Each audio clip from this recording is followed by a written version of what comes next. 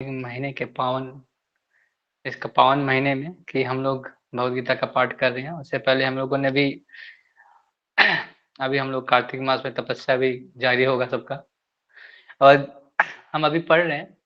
इससे पहले हम लोगों ने पढ़ा कि अगर कोई जो इंस्टेंट फल चाहता है, जो वो देवताओं के पीछे भागता है, हम लोगों ने उसके बारे में चर्चा की कि हम लोग को अभी क्या है, सब क्विक रिजल्ट चाहते हैं। तो क्विक रिजल्ट में क्या करते हैं, वो देवताओं को शरण लेते हैं कि हमको ये इच्छाएं पूरी हो जाए, ये इच्छाएं इनकी पूरी करने के लिए हम लोग देवताओं की शरण लेते हैं। तो उनके बारे में बताया।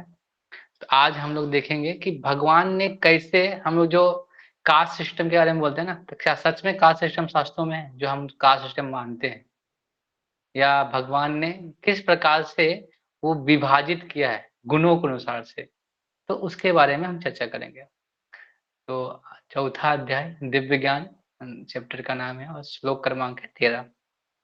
श्लोक इस प्रकार से है। चातुर्वर्ण्य मया सृष्टं गुणकर्मा विभागसा तस्याकर्तम् अपि मां विधि कर्ता अकर्ताम् अव्ययम्।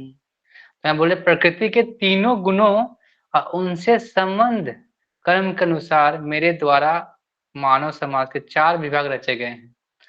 यद्यपि मैं इस व्यवस्था का सृष्टा हूँ, किंतु तुम यह जान लो कि मैं इतने में भी अव्यय अकर्ता हूँ। तो यहाँ पे भगवान ने 4 वर्णों के बारे में बताया गया है। तो 4 वर्ण क्या है, और 4 वर्ण और आश्रम। तो 4 वर्ण क्या है, ब्राह्मण, क्षत्रिय, वैश्य, शूद्र का जो आश्रम क्या होते हैं, ब्रह्मचारी, गृहस्थ, वानप्रस्थ और सन्यासी। ये 4 आश्रम और 4 वर्ण हैं जो आध्यात्मिक रूप से हमारे हमारे शास्त्रों में इसके बारे में चर्चा की गई है। तो कास्ट सिस्टम हमारे सिस्टम में नहीं दिया गया है। तो आध्यात्मिक इसमें क्या करना है, इसी को अपने स्वभाव के अनुसार जो आश्रम कर सकते हैं, जो 3 गुण हैं, रजस, तमो और सतो गुण है, उनके अनुसार आपको एक वर्ण और आश्रम चूज करने की प्रवृत्ति आती है, स्वभाव होता है। तो अपने स्वभाव के अनुसार ब्रह्मचारी, गृहस्थ या जो आश्रम आप कर सकते हो, उसमें तालमेल बैठा के बराबर आप जाके कर्म कर सकते हैं, भगवान के पास जाने का रास्ता खोल सकते हैं। जैसे एलिवेटर होता है। एलिवेटर क्या होता है कि एलिवेटर क्या चढ़ाने का काम करता है।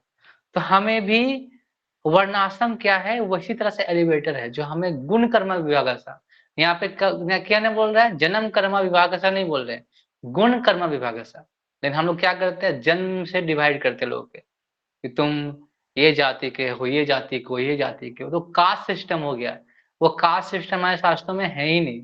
हमारे सिस्टम में वर्ण सिस्टम है, वर्ण आश्रम, कि तुम गुण कैसा है, तेरा कर्म कैसा है, उसके अनुसार तुम्हें वैसा, तुमको ऐसा मानेंगे। तो ये 4 वर्ण हैं जो भगवान बताते हैं, 4 वर्ण आश्रम के बारे में। तो इसी गुण कर्म मतलब आपके स्वभाव के अनुसार जो भी आपका आश्रम चॉइस करना है, उस आश्रम में चूज कीजिए, उसमें भगवान को लाइए। अब कोई भी वर्ण में हो, कोई भी आश्रम में, उसमें भगवान को सेंटर कीजिए और भक्ति करते जाइए, तो आपका जीवन स्मूथली आप अपने रास्ते में चल सकते हैं।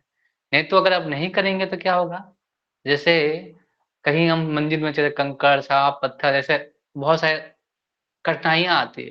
तो उसी प्रकार अगर हम नहीं करेंगे ऐसा, अगर हम अगर ऐसे व्यवहार नहीं करेंगे, अगर हम ऐसे अगर वर्णाश्रम का पालन नहीं करेंगे, तो आपको कठिनाई झेलनी पड़ेगी। कठिनाई का सामना कीजिए अननेसेसरी, जो ज़रूरत नहीं है उस कठिनाई को झेलना पड़ेगा।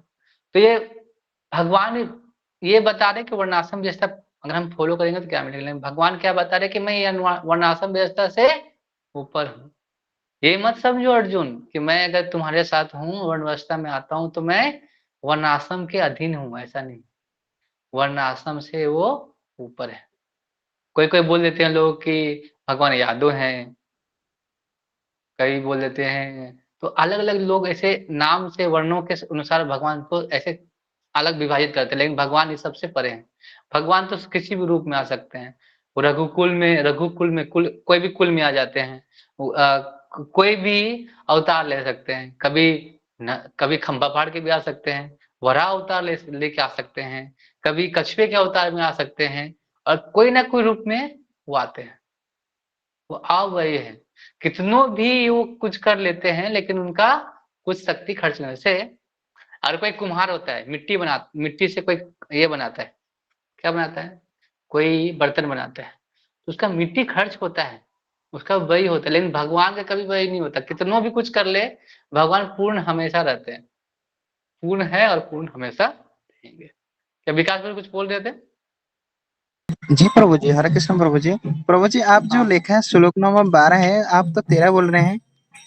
हाँ, सॉरी 13 है, 12 हम जी जी लिख दिए गलती से। जी जी 13 जी श्लोक है, 13 नंबर। जी जी जी कोई प्रभु 13 नंबर श्लोक है, वो गलती हो गया, लेकिन 13 नंबर श्लोक पढ़ रहे हैं। जी जी हरे जी प्रभु कृष्ण। जी। तो हम जो ये जो वर्णाश्रम व्यवस्था क्या है, जो समाज की व्यवस्था, जो व्यवस्था है ना, उसको बना के रख सकता है। अगर आप वर्णाश्रम व्यवस्था में अगर आप ब्रह्मचारी के रूप में हो तो ठीक है, लेकिन आप ब्रह्मचारी रूप में अगर आप ऐसा समझोगे कि नहीं मैं नैष्ठिक ब्रह्मचारी हूँ, ये गर्व रखेंगे, लेकिन आप गर्व रखेंगे और भक्ति नहीं करेंगे, आप ऐसा पालन कर रहे हो लेकिन आप भक्ति नहीं कर रहे हो, तो वो बेकार है। अगर कोई विद्वान है, पूरा ज्ञान है, उनको ज्ञान का भरमार है, लेकिन वो भक्ति नहीं कर रहे हैं, वो भी बेकार है। तो ये जगत, जो वर्णाश्रम व्यवस्था है, ऐसा है कि आपको वर्णाश्रम फॉलो करके वो भक्ति, वर्णाश्रम भक्ति नहीं है, वर्णाश्रम भक्ति नहीं है, लेकिन वर्णाश्रम व्यवस्था करने से आपको एक प्लेटफॉर्म मिलेगा भक्ति करने का। ऐसा नहीं कि आप वर्णाश्रम व्यवस्था को फॉलो करोगे तो आपको भक्ति प्राप्त हो जाएगी, भगवान प्राप्त हो जाएगा, वो नहीं। आपको एक प्लेटफॉर्म मिलेगा जिससे क्या कर सकते हैं, भगवान की भक्ति कर सकते हैं। आप गृहस्थ होकर भक्ति कर सकते हैं, आप कुछ भी रहो, गृहस्थ बनो, ब्रह्मचारी बनो, सन्यासी बनो, वानप्रस्थ बनो, लेकिन उसमें क्या होना चाहिए, भक्ति होना चाहिए। जंगल में तो कोई भी घूमता है, लाल कपड़ा पहन के तो कोई भी घूमता है, भक्ति तो सब नहीं कर रहे हैं। सन्यासी सन्यासी लेके भी घूमते, लेकिन भगवान की भक्ति तो नहीं कर रहे हैं। तो मेन है भक्ति। आप कोई भी आश्रम में रहो, कोई भी वर्ण व्यवस्था में रहो, आपको क्या करना है, भक्ति करना है, मेन है भक्ति। तो भगवान ने वर्णाश्रम व्यवस्था इसीलिए बनाई है कि जैसे लोग जैसे तैसे रह रहे हैं, जैसे तैसे पालन कर रहे हैं, तो वो उससे थोड़ा सा ऊपर उठा रहे हैं वर्णाश्रम व्यवस्था। इसीलिए समाज में वर्णाश्रम व्यवस्था की जरूरत पड़ती है। अभी वर्णाश्रम व्यवस्था पूरी से टूट गया है। हम वो जाति प्रथा की बात नहीं कर रहे हैं, जाति की बात मैं कास्ट सिस्टम में बोल नहीं रहा हूँ, मैं वर्ण व्यवस्था बोल रहा हूँ। यहाँ पे लोग बोलते हैं ना, आज के लोग डिबेट करते हैं कि नहीं नहीं, आपके शास्त्रों में, हिंदू में बहुत सारे कास्ट सिस्टम के बारे में बताया गया है, कास्ट के बारे में बोलते हैं। लेकिन ये जो सिस्टम आया है कैसा है बताता हूँ मैं। जब ये अंग्रेज आए थे तो उन्होंने एक कास्ट सिस्टम बनाया, क्योंकि वो अलग करना चाहते थे हम लोग को, अलग करके तोड़ना चाहते थे, इसीलिए वो कास्ट सिस्टम लागू किया कि तुम ये बनिया हो, तुम ठाकुर हो, यानी ये सब तुम सोनार हो, तुम लोहार हो, यानी ये सब कोई व्यवस्था, ये वर्ण नहीं है, ये क्या है, प्रोफेशन है, काम है, कार्य है। एक कार्य के अनुसार किया गया है,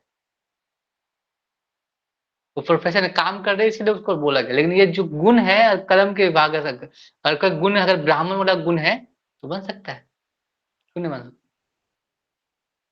बहुत सारे जो ब्राह्मण थे, बहुत शूद्र भी थे, ब्राह्मण बने। बहुत से व्यक्ति जो व्यक्ति ब्राह्मण के लेवल पे उठे, ऐसे ऐसे व्यवस्था में जो।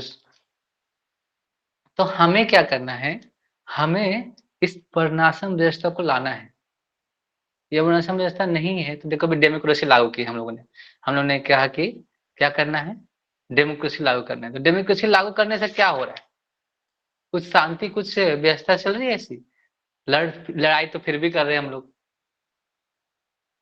कहीं यूक्रेन से लड़ाई हो रही है, यूक्रेन से लड़ाई कर रहा है रसिया, कभी अभी हमास और क्या बोलते फिलिस्तीन की लड़ाई हो रही है इजराइल से। तो ऐसी लड़ाई चल, डेमोक्रेसी तो ही है ना, डेमोक्रेसी की वजह से लड़ाई आपके।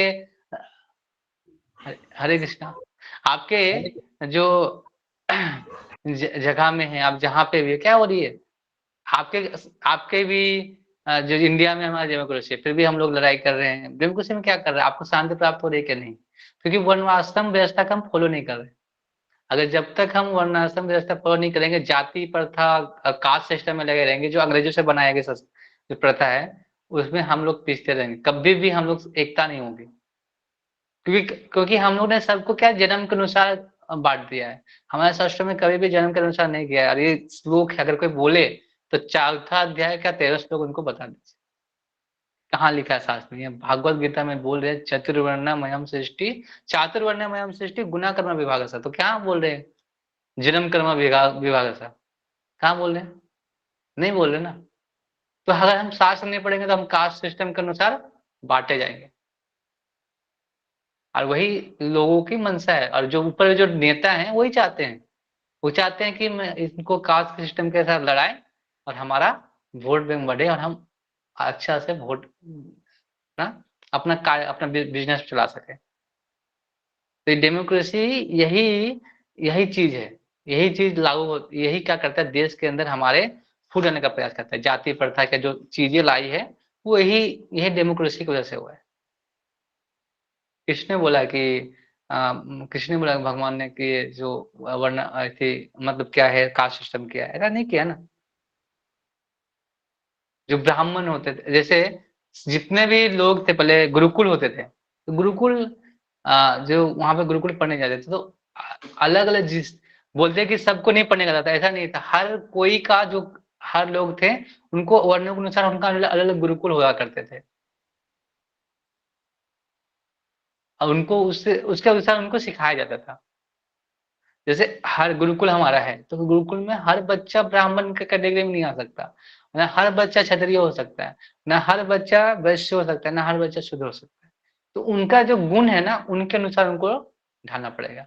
जैसे कोई व्यक्ति जो बच्चा है, कैसे पता चलता है कि ब्राह्मण है, वो देखेंगे वो बहुत ज्यादा शास्त्रों में रुचि है, पढ़ने में रुचि है, उसका गुण वैसा है ब्राह्मण जैसा, तो ब्राह्मण में है।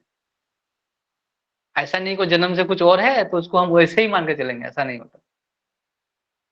हमारे यहाँ जो आदिवासी बच्चे भी हैं, क्या करते हैं, भगवान के क्या करते हैं, विग्रह की सेवा करते हैं। वो ब्राह्मण कैटेगरी में है। वो कौन से जगह से आए कोई मतलब नहीं, उनका गुण कैसा है, कर्म कैसा है, ऐसे भी बांटना है।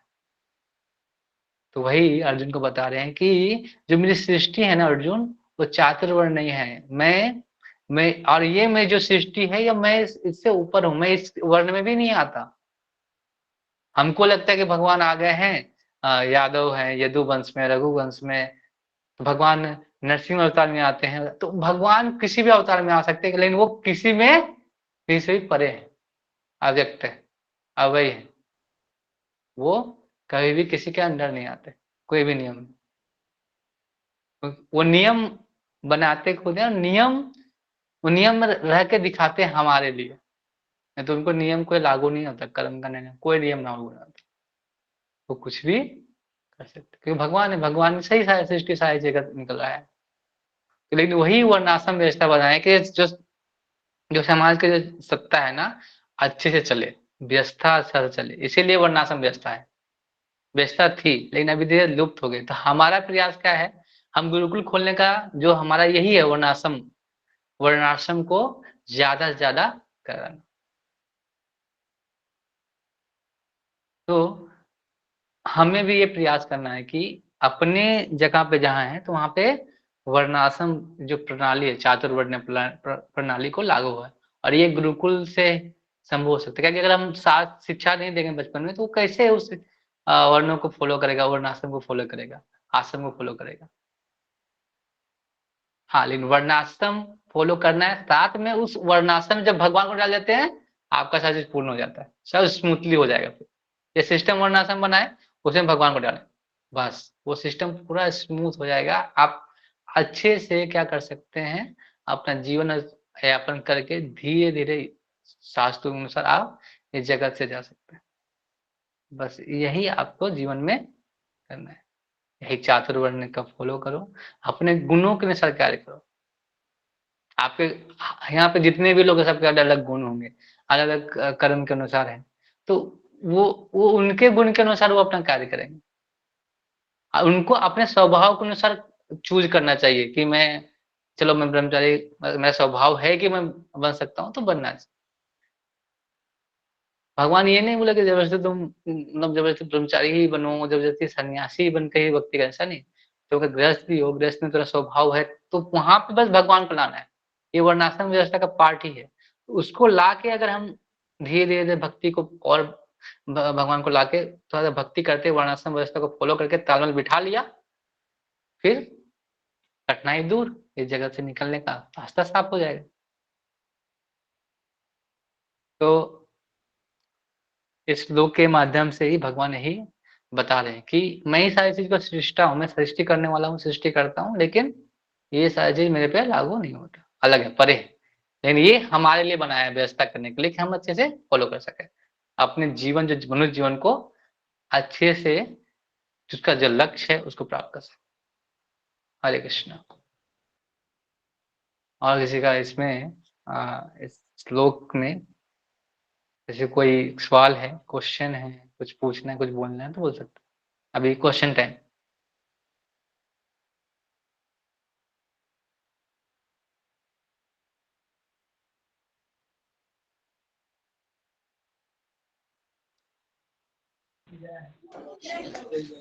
हरे कृष्ण प्रभु जी। हाँ, हरे कृष्ण माता जी, बोलिए।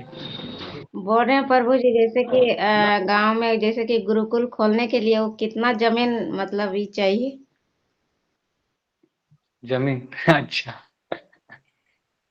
खोलने के लिए हम लोग बेसिकली क्या है कि अगर हम जमीन को हम लोग चाहते हैं अगर गुरुकुल बनाना, तो थोड़ा ज्यादा स्पेस रहे कि हम एक थोड़ा सा रूम बना सके, 4 रूम, एक भगवान का कुटीर बना सके, तो एक गौशाला बना सके, मतलब बच्चों को खेलने के लिए स्पेस हो। मतलब 2-3 एकड़ अगर आपके पास है तो आप ऐसे गुरुकुल खोल सकते हैं। अच्छा, मतलब आप ही लोग खोलिएगा, पर वैसा जगह है इधर, तो हम चाहेंगे कि मतलब ओके। गांव वाला से बात करेंगे कि इसके बारे में बात को रखेंगे, तो हमारा बच्चा जो है यहाँ पे वो लोग सुधर सके। हाँ हाँ, चलिए आप बात कर इसके बताइए।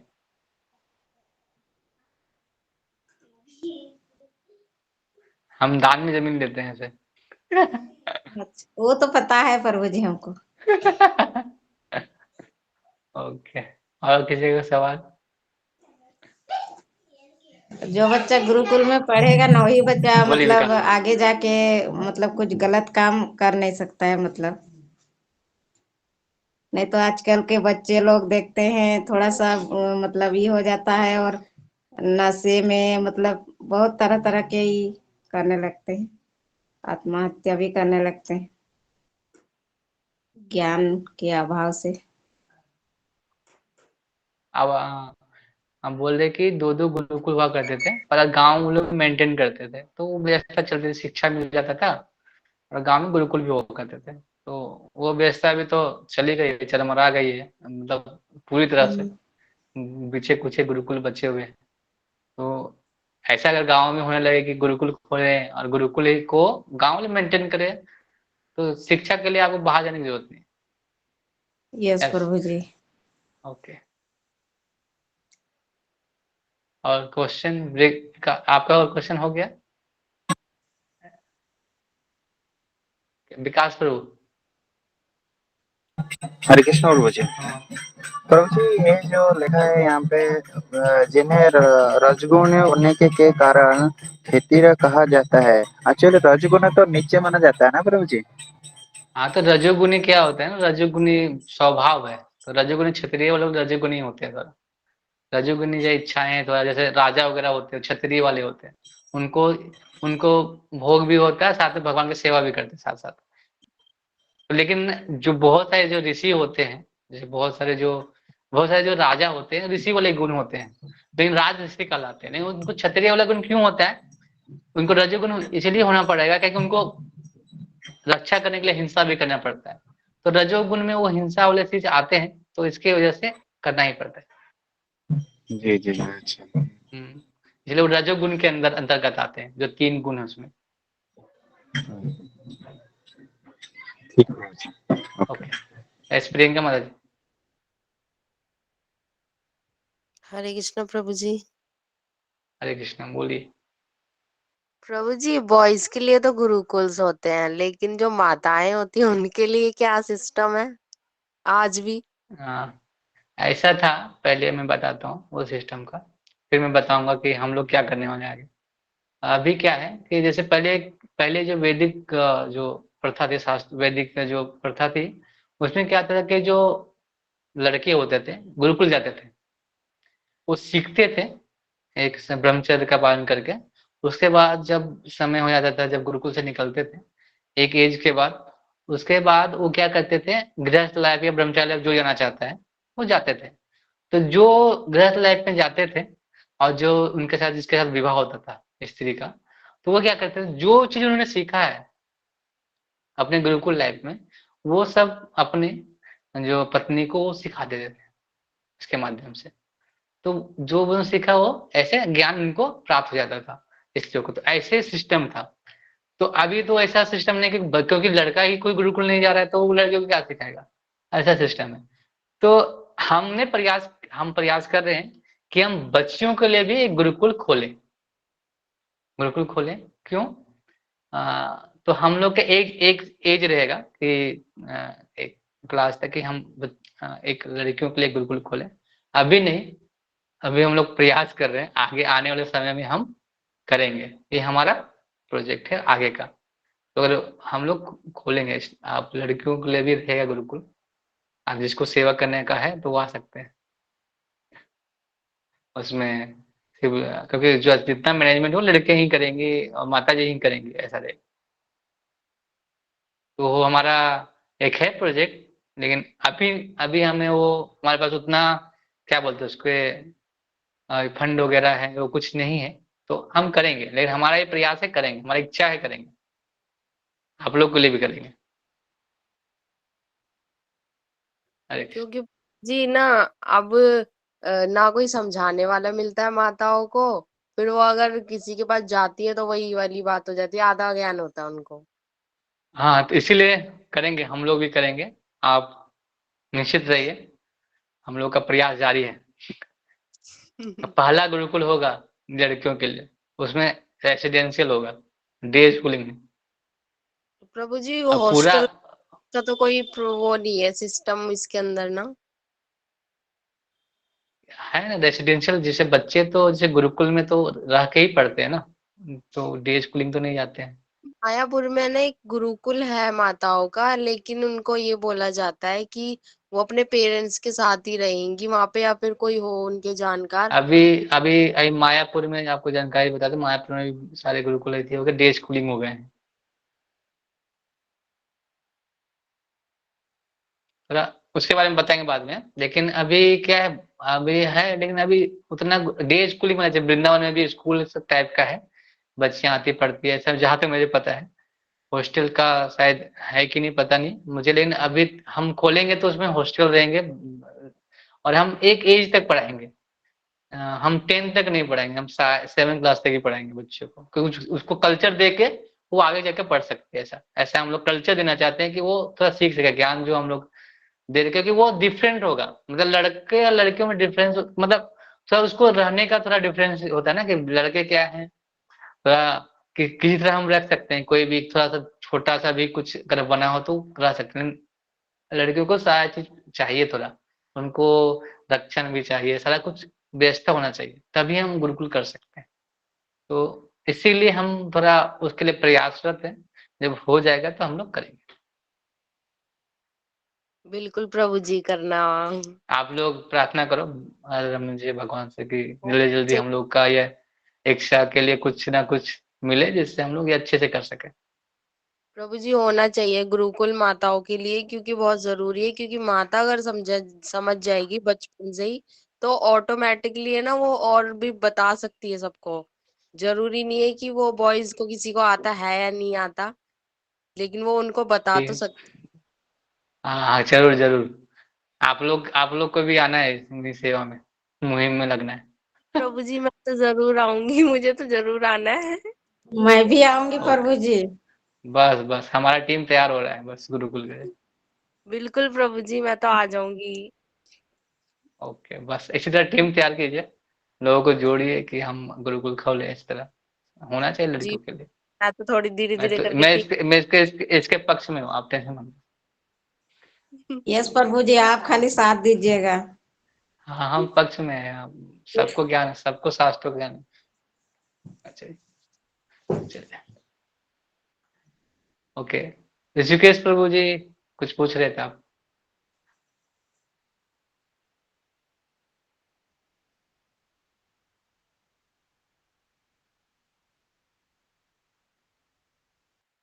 संकल्प करके जप करना और भी, और संकल्प जप करने से इसमें क्या अंतर?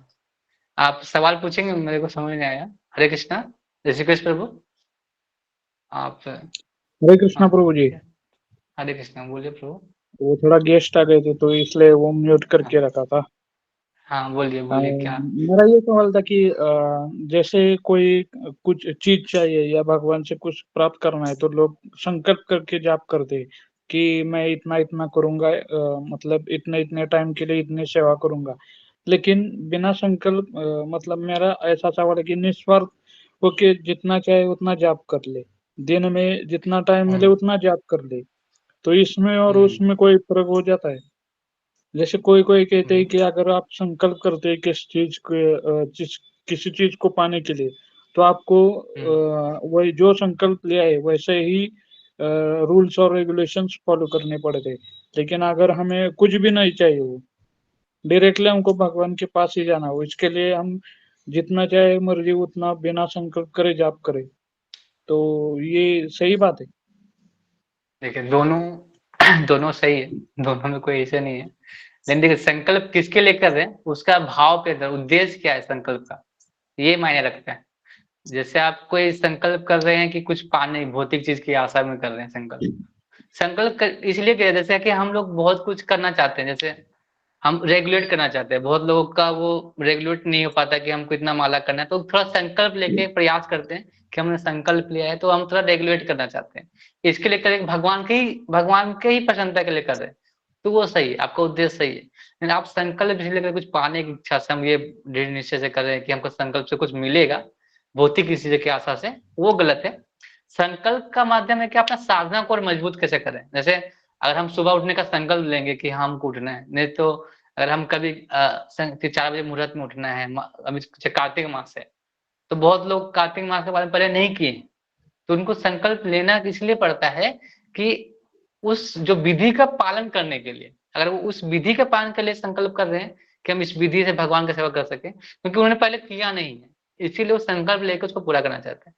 आप निस्वार्थ भाव से कोई भी संकल्प, आप जैसे एक एक होता है ना कि नियम, एक लिमिट तैयार किया जाता है कि आप इतना से करेंगे, क्वालिफिकेशन होता है ना कि आप जी क्वालिफाइड करने बिल्कुल। इतना मार्क्स चाहिए, तो एक एक मिनिमम आपको इसलिए बताया गया है कि अगर मिनिमम करो एक क्वालिफिकेशन के लिए, उसके अलावा तुम जितना कर सकते हो आप जितना करो, कोई दिक्कत नहीं, लेकिन मिनिमम क्वालिफिकेशन में तो आना पड़ेगा ना। जैसे कोई टॉपर होता है, वो उसका कट ऑफ मार्क्स से ज्यादा होता है, किसी का कट ऑफ में आता है, जो cut off pass of marks से नीचे रहता है तो उसका तो कुछ सिलेक्शन होता नहीं है।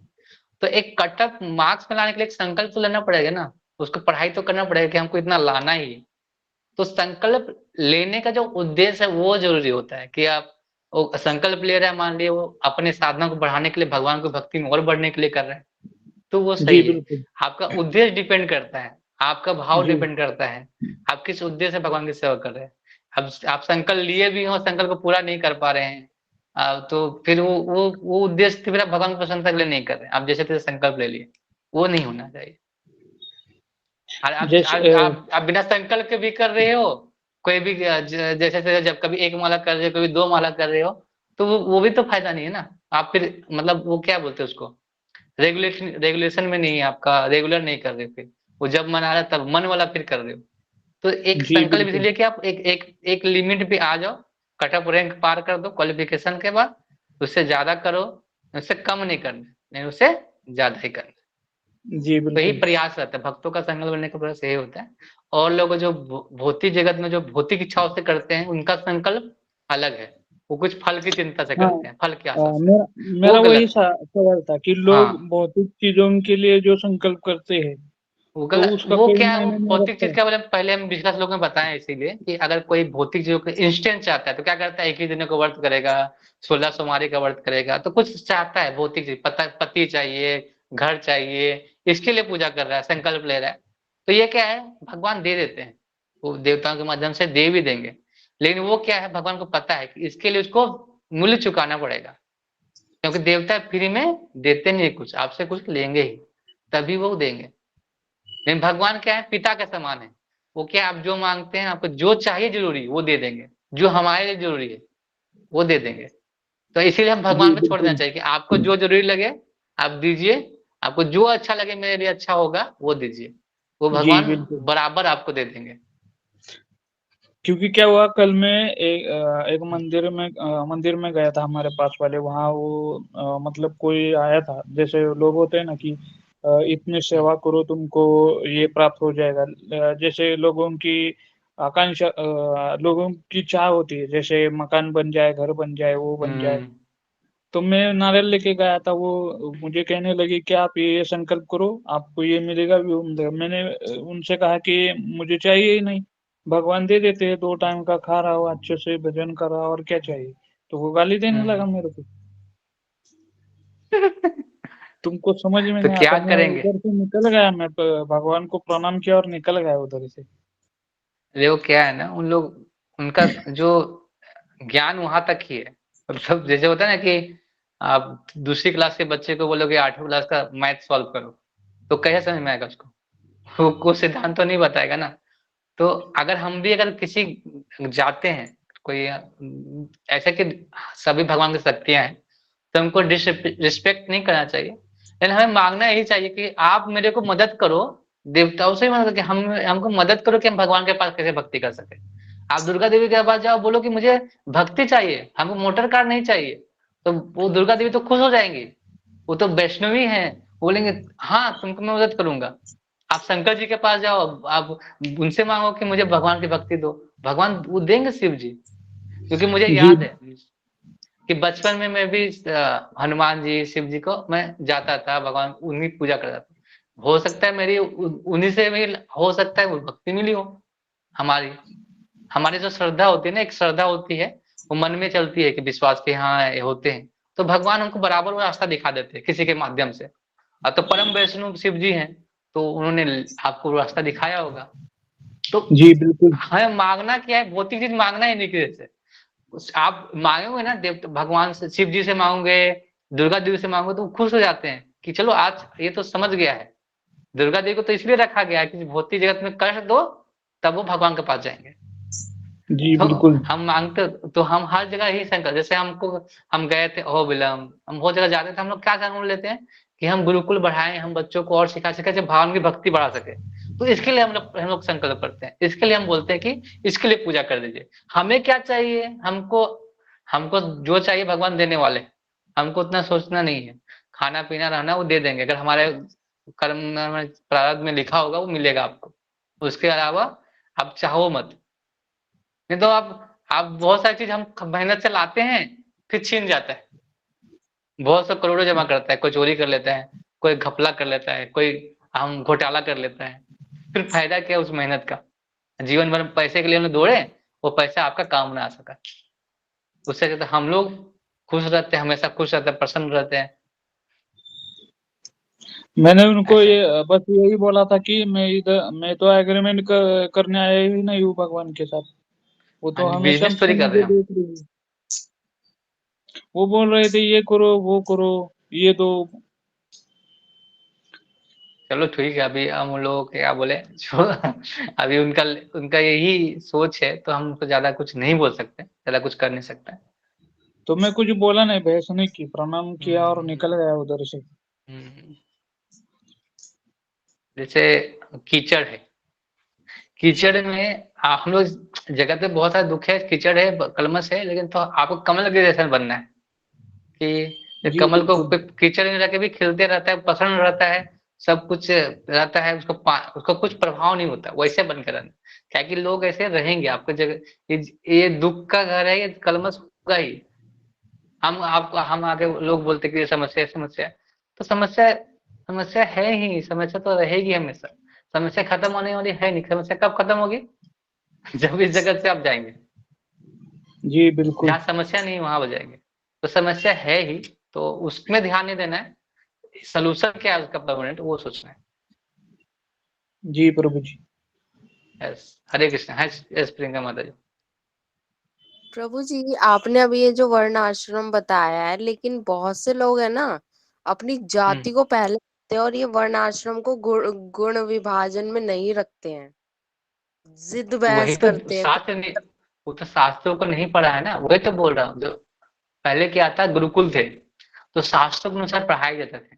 तो जो, तो उनको पता होता था कि ये गुण कर्म विभाग। तो अभी क्या हुए हैं लोग, जो अंग्रेजी सिस्टम आया है, जो एजुकेशन पॉलिसी है, जैसे एजुकेशन सिस्टम है, वो अंग्रेज वाला है। तो उसमें कास्ट सिस्टम को डाला गया है, क्योंकि वो पहले ही चाहते थे, अंग्रेज आने के बाद ही ये कास्ट सिस्टम का जो लागू किया गया। हिंदू मुस्लिम जो जाति प्रथा है, जो भी चीजें हैं, क्यों आया है? जो बढ़ई, कुम्हार, लोहार, सुनार, इसका इसीलिए लाया है। प्रोफेशनल है, वो काम के अनुसार है। उनके ऐसे नहीं कि वो गुण, उनको एक प्रोफेशनल चीज बनाया गया है। उनके गुण गुण के अनुसार नहीं है, वो जन्म के अनुसार डाल दिया गया है। तो जन्म के अनुसार नहीं डालना है, कोई जबरदस्ती उसको जन्म के अनुसार डाल रहा है। और अभी भी ऐसा है कि कलयुग में कि लोग क्या है, ब्राह्मण है, वो ब्राह्मण वाला कार्य नहीं कर रहे हैं, तो ब्राह्मण नहीं है वो। कितनों भी वो जन्म से है, ब्राह्मण नहीं है, क्योंकि गुण वैसा नहीं है। आजकल ब्राह्मण के लोग क्या कर रहे हैं, व्यवसाय कर रहे हैं। वैश्य लोग क्या कर, क्षत्रिय क्षत्रिय काम कर रहे हैं। शूद्र लोग तो शूद्र आगे बैठ गए हैं नेता बन के। तो फिर कैसे समाज चलेगा? समाज को बिगाड़ने का काम यही है ना, वर्ण आश्रम व्यवस्था नहीं, सही नहीं। यस प्रभु जी। हम्म। इसलिए तो इतना ज्यादा अशांति फैली है, यही कारण, अशांति का कारण यही है कि सब व्यवस्था को चरमरा दिए, मैं सब कर दिया, सब कुछ जैसे तैसे चला रहे हैं। जो मन कर रहा है वो करो, जो मन कर रहा है वो करो, जो मन कर रहा है खाओ, जो मन कर रहा है पियो, जो मन कर रहा है जैसा इच्छा है करो, ऐसे बोलते हैं। Free to live. जैसे जंगली। जब जंगली, जैसे जानवरों में नियम नहीं होते कि वो, तो वैसे नियम हम लोगों ने बना दिए, एनिमल लाइफ कर दिया हम लोगों ने। एस विकास स्वरूप। प्रभु जी, 3 प्रश्न था कि हम जो 3 गुण का, सत्वगुण, रजोगुण और तमोगुण गुण का, जो हम लोग कैसे सोचे हैं हम कौन सा गुण में कौन सा स्टेज में है? ठीक है प्रभु जी। और एक है, जब हम कीर्तन करने में जाते हैं तो मार्केट में मुस्लिम दुकान है और मछली का दुकान है, ऐसे वहां से कुछ दान दक्षिणा मांग सकते हैं क्या? और एक भूल गए। और आगे एक ही, इसका आंसर एक ही में हो जाएगा। अब बताओ आगे।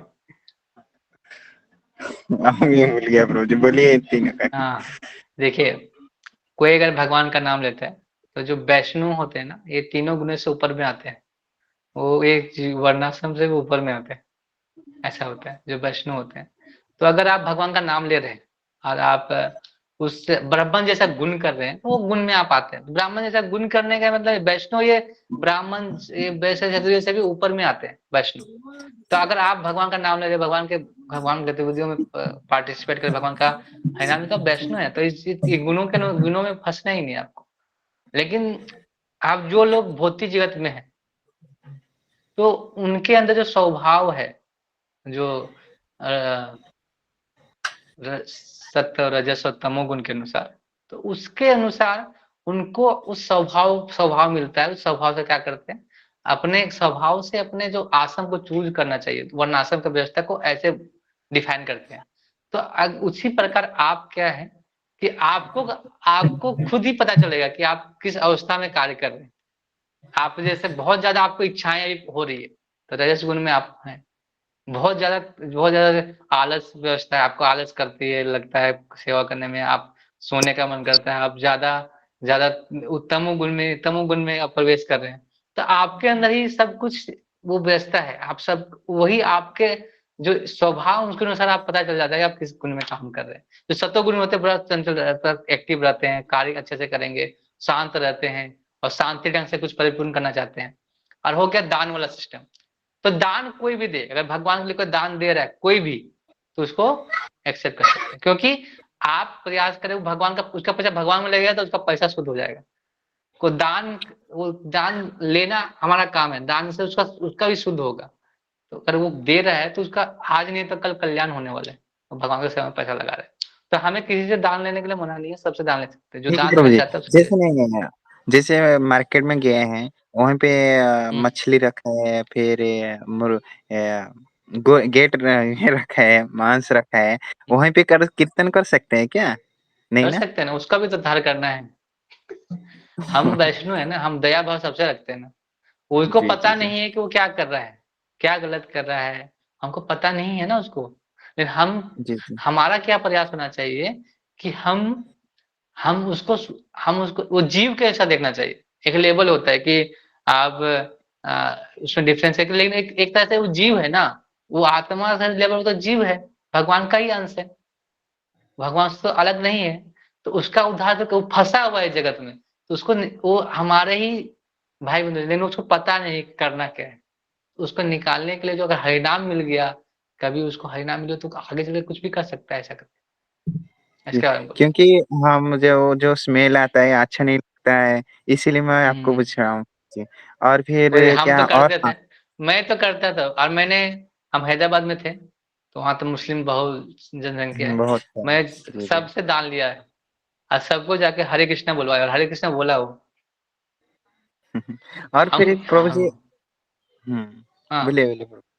और फिर माया हाँ, देवी है, जैसे हुँ। माया देवी एक्चुअली कैसे पता चल जाता है, हाँ, खींच देता है माया देवी, तो माया देवी थोड़ा बताइए प्रभु जी। क्या मतलब कैसे खींच देता है मतलब? मतलब जब हम भक्ति में आए हैं, तो माया देवी तो रहते हो गए ना? हुँ। तो माया देवी क्या करती है, 2 तरह से। एक महामाया, मतलब जो अगर कोई भक्ति करता है ना, माया देवी साथ देती है, और नहीं भक्ति करता है तो माया देवी प्रयास करती है कि उसको भक्ति में लगाए। आज जो चाहते हैं कि इसी में एंजॉय करे तो वो भी व्यवस्था कर देती है। जैसे माँ होती है ना, माँ तो वो होती है ना जी, जी। कि जैसा उसका उसके अनुसार उसको दे देती है। तो माया देवी कोई अलग नहीं, भगवान की शक्ति है। वो क्या करती है, हमें भक्ति में लगाना चाहती है।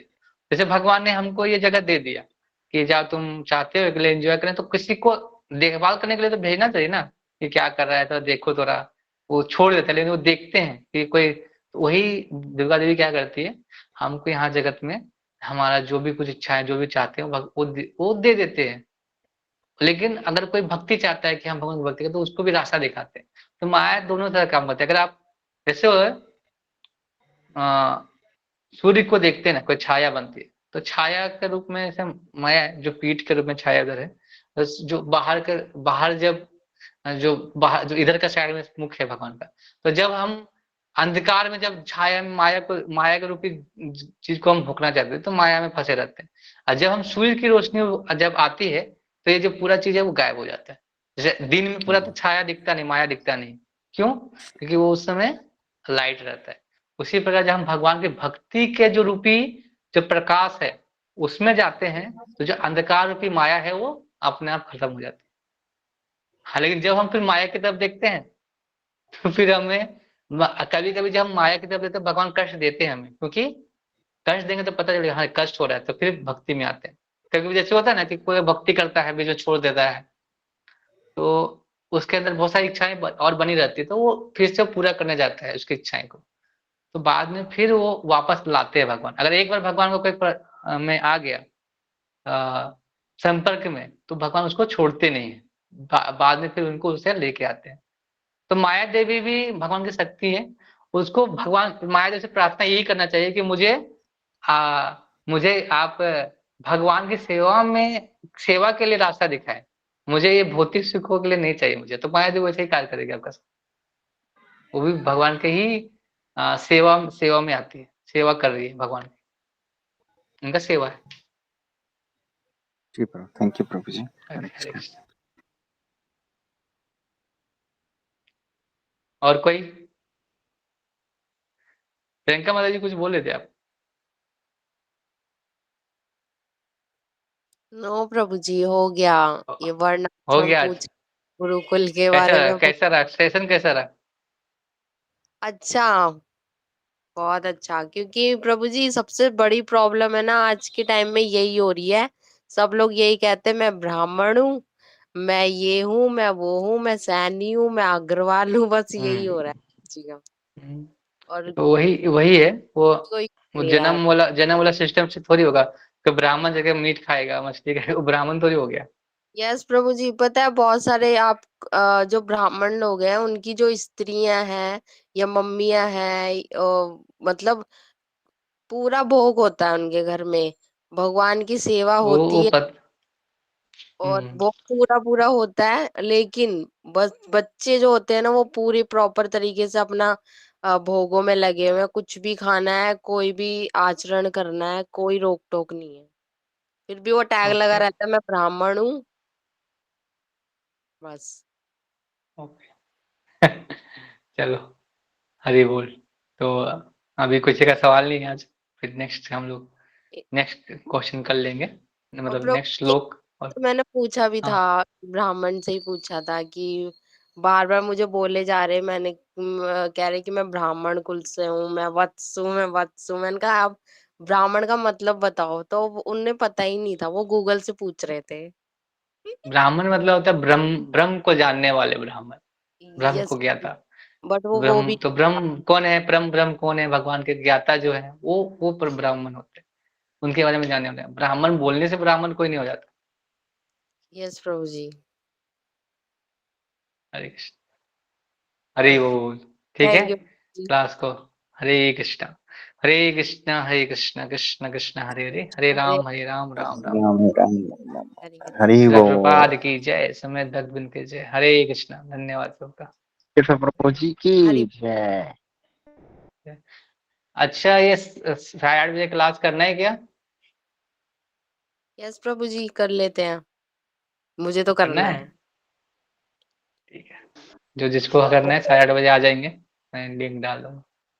तो प्रभु जी कौन ग्रुप, ये ऐसे ही डाल दोगे आप, ऐसे गूगल पे ही होगी ना? हाँ हाँ, ऐसे ठीक करेंगे, ठीक। थोड़ा आज ज्यादा नहीं, आधा घंटा 10-15 मिनट लेंगे, खाली आज स्टोरी जानेंगे। फिर कल अगले दिन हम लोग कांड को जानेंगे। आज स्टोरी जानते हैं, दामोदर लीला क्यों, लीला के बारे में पढ़ेंगे, ठीक है। जी प्रभु जी। हरे कृष्ण। हरि बोल।